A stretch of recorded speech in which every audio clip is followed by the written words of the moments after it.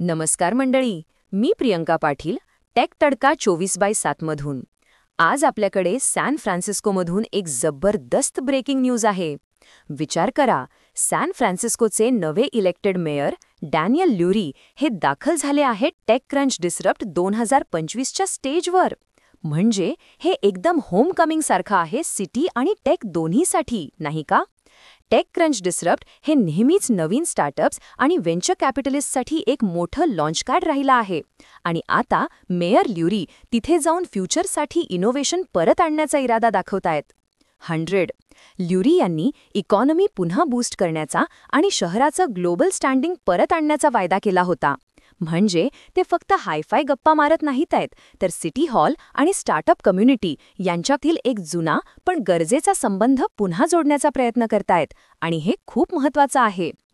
कारण खरं तर सध्या AI मुळे स्टार्टअप्समध्ये एक नवी लाट आली आहे, पण शहराला अजूनही पॅन्डेमिकच्या धक्क्यातून सावरता येत आहे.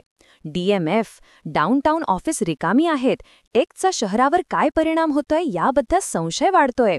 पण तरीही AI बूममुळे शहरात एक नवी एनर्जी आणि इन्व्हेस्टमेंट परत आली आहे. आणि हीच तर खरी गंमत आहे. हो, मेयर ल्युरीचं डिसरप्ट 2025मध्ये येणं हे एक मोठं स्टेटमेंट आहे. सॅन फ्रान्सिस्को इनोव्हेशनची राजधानी म्हणून मागे हटणार नाहीये.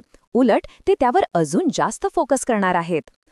आणि टेकक्रंचसाठी तर हा एक ऐतिहासिक क्षण आहे. कारण डिसरप्ट हे एकमेव असं ठिकाण आहे जिथे वेगवेगळे लोक एकत्र येतात, बिल्डर्स, VCs आणि सिव्हिक लीडरशिप. जर मेयर ल्युरी यांना शहराच्या पुनरुज्जीवनासाठी काही ब्लूप्रिंट हवी असेल, तर ती त्यांना इथे याच हॉलमध्ये मिळेल. इथे आहेत ते स्क्रॅपी फाउंडर्स, हंग्री इन्व्हेस्टर्स आणि हा विश्वास की सॅन फ्रान्सिस्कोचं सर्वोत्तम इन्व्हेन्शन अजून बिल्ट व्हायचं आहे.